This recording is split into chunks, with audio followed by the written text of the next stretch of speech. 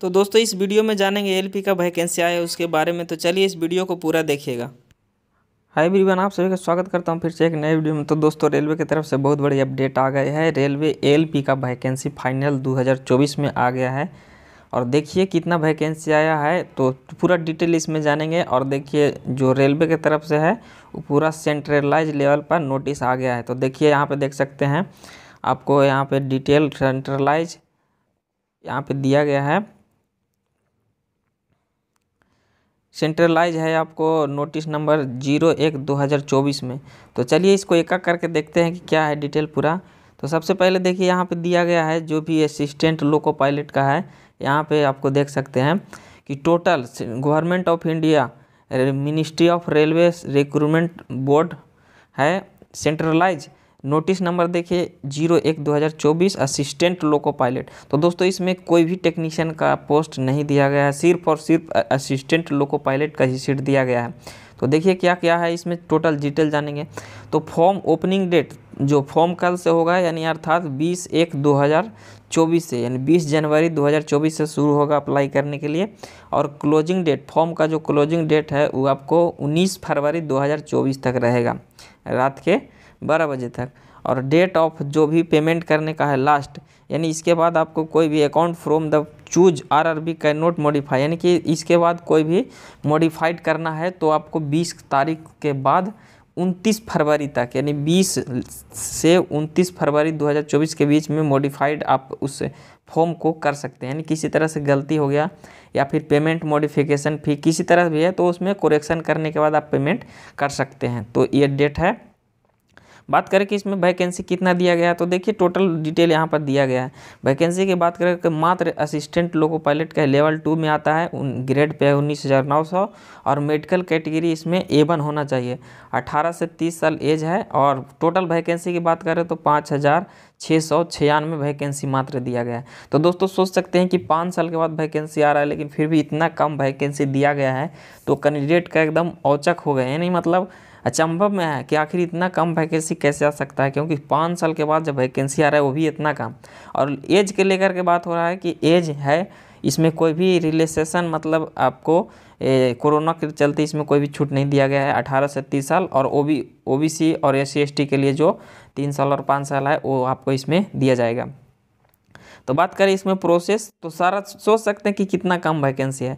और वही online form भरा जाएगा और सारा चीज़ डिटेल इसमें दिया गया है। यहाँ पे देखिए जो भी है SC/ST के लिए भी यहाँ पे दिया गया है, छूट मिलेगा 18 से 30 साल दिया गया है। आगे बात करते हैं कि इसमें जो है 2 एग्ज़ाम होगा। एग्ज़ाम की बात करें तो मात्र 2 एग्ज़ाम होता है, एक CBT 1 और CBT 2 में 2 पेपर होता है, एक 100 मार्क्स का और 75 मार्क्स का जो ट्रेड होता है। उसके बाद साइको टेस्ट, फिर मेडिकल, उसके बाद डॉक्यूमेंट्स वेरिफिकेशन होता है।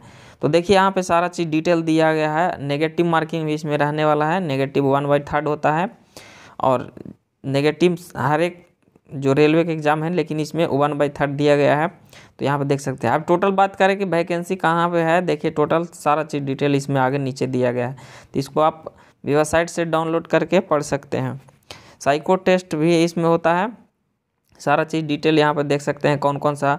तो यहाँ पे सारा दिखाया गया है कि कौन सा ट्रेड के लिए कौन कौन से जो ITI है, यानी कि 10th प्लस ITI के कैंडिडेट के लिए और फिर BTech डिप्लोमा के लिए इसमें दिया गया है।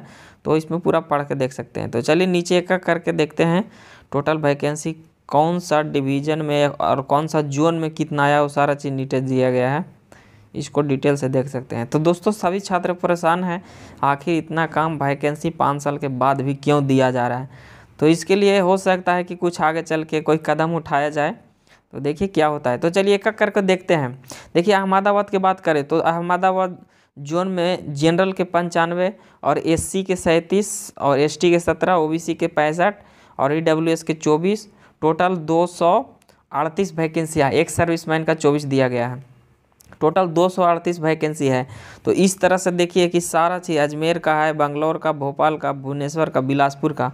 सबसे ज़्यादा बात करें तो बिलासपुर का देखिए ACCR में जो बिलासपुर का है ना, ACCR जोन में बिलासपुर जोन है CR और ACCR 2 जोन का एग्ज़ाम लेती है, जिसमें देखिए सबसे ज़्यादा यहाँ पर जो वैकेंसी है 1192, यानी कि सबसे ज़्यादा जो है ACCR में दिया गया वैकेंसी। फिर उसके बाद है चंडीगढ़ है, चेन्नई है, गोरखपुर, गुवाहाटी, जम्मू और श्रीनगर, कोलकाता, मालदा, इस तरह से सारे का डिटेल एक एक करके दे दिया गया है। तो इसको आप लोग देख लीजिएगा। टोटल मुंबई है, मुजफ्फरपुर है, पटना है, प्रयागराज, रांची, सिकंदराबाद, सिलीगुड़ी, इस तरह से सभी जोन का यहाँ पे डिटेल दे दिया गया है। टोटल की बात करें तो मात्र देखिए टोटल वैकेंसी कितना है। जनरल के लिए 2499 और उसके बाद एससी के लिए 804 है, एसटी के लिए 492 है, 82 है, और ओबीसी के लिए 1351, और ये आपको यहाँ पे दिया गया ईडब्ल्यूएस के लिए, और टोटल वैकेंसी 5696 वैकेंसी मात्र दिया गया। तो आप सोच सकते हैं कि 5 साल के बाद आने पर भी इतना कम वैकेंसी, जबकि 2018 की बात करें कि 2018 में आया था, उसमें एएलपी और टेक्नीशियन दोनों ऐड करके एक ही साथ में आया था। लेकिन यहाँ पे देखिए कि टेक्नीशियन की इसमें कोई जिक्र नहीं किया गया है, तो टेक्नीशियन वालों का क्या होगा। तो आगे चल को क्या होता है देखिए, 1-2 दिन में ही आपको पता चल जाएगा कि इसके लिए क्या फिर से नोटिफिकेशन आता है या क्या सुधार किया जाता है, पता नहीं, लेकिन अपडेट आ गया है। तो देखिए, जबकि 2018 की बात करें तो वहाँ पे देखिए जो एएलपी यानी एएलपी और टेक्नीशियन दोनों एक साथ में आपको वैकेंसी देखने को मिला था।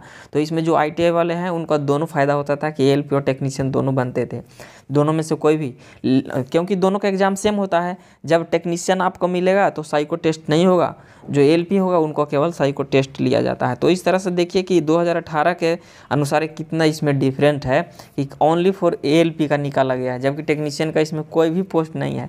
तो एक तो 5 साल के बाद भी और इतना कम वैकेंसी, तो छात्रों का समझिए कि क्या दिमाग में चल रहा होगा, इसका बताना भी बहुत मुश्किल है, क्योंकि छात्र बिल्कुल शौक हो गए हैं कि आखिर 5 साल के बाद भी इतना कम वैकेंसी, और वो भी ये खाली एएलपी का ही दिया गया है, केवल और केवल एएलपी का, टेक्नीशियन का नहीं है। तो आप समझ सकते हैं।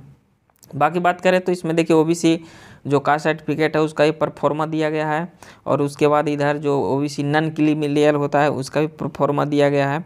बाकी बात नीचे देखिए आपको जो है इनकम सर्टिफिकेट का दिया गया है, इनकम इकोनॉमिक जो होते हैं ना उनका जो 250 रुपया फ़ी लगता है, तो उनके लिए दिया गया है। ये सारा चीज़ परफॉर्मा इधर नीचे दिया गया है, तो आप एक एक आकर पढ़ सकते हैं। ये जो जब हम लोग साइको टेस्ट के लिए जाते हैं तो इस परफॉर्मा को डाउनलोड करके इसमें जो है डॉक्टर से कराना पड़ता है कि मेरा 6/C है, और सारा चीज़ डिटेल भर के तब डॉक्टर साइन करके देते हैं, तब जाकर वहाँ जमा करना पड़ता है। तो इस तरह से है।